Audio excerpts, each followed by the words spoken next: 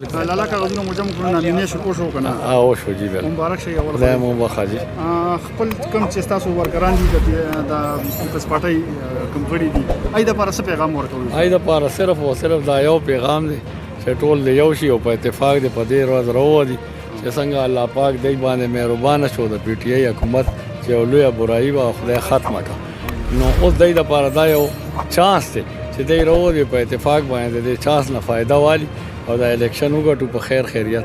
انشاءالله صاف او شفاف به وي، بالکل به وي، څه مسله پکې به نه وي انشاءالله. هغه الیکشن ما زما والا نو د ټولې دنیا والا یو شانتي و، په هغې باندې که مونږ ډېر ووایو نو د ویلو دا خو چې جو چلا گیا اوس کو چھوڑو نوې خبرې کوئ. بابا بیا تاسو میدان کې ستاسو څه منشور دی څه ارادې مو دي؟ زمونږ منشور خپل نشته، زمونږ منشور چې دی نو د پاکستان پیپل پارټۍ منشور دی چې خالص د غریب عوامو دپاره دی، دی د فلاح دپاره دی، د روزګار دپاره دی، دی د صحت دپاره دی، دی د تعلیم دپاره دی، دی د حادثاتي موت د بیمې دپاره دی.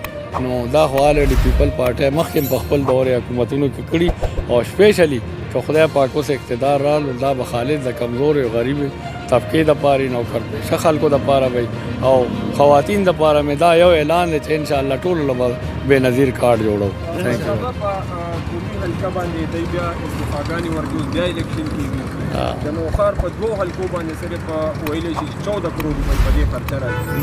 تاسو یو قسم د پیسې ضیا نه ګڼئ د عوامي؟ نو هغوی خو په خرابونو ضایع کې که تا خیال کړي په دې 10 ساله اقتدار کې نو ای په 14 کروڑ او په 20 کروڑ څه پروا ځکه دا خو د غریب د سټ نه وځي. نو د دې بهتر جواب خوا در کولی شي چې ولې پرېږدي او بیا راځي میدان کې ولې الیکشن کوي. د دې جواب خوا در کولی شي چې څوک به الیکشن چا پرېښو بیا رالو. تھینک یو ډېره مننه جي.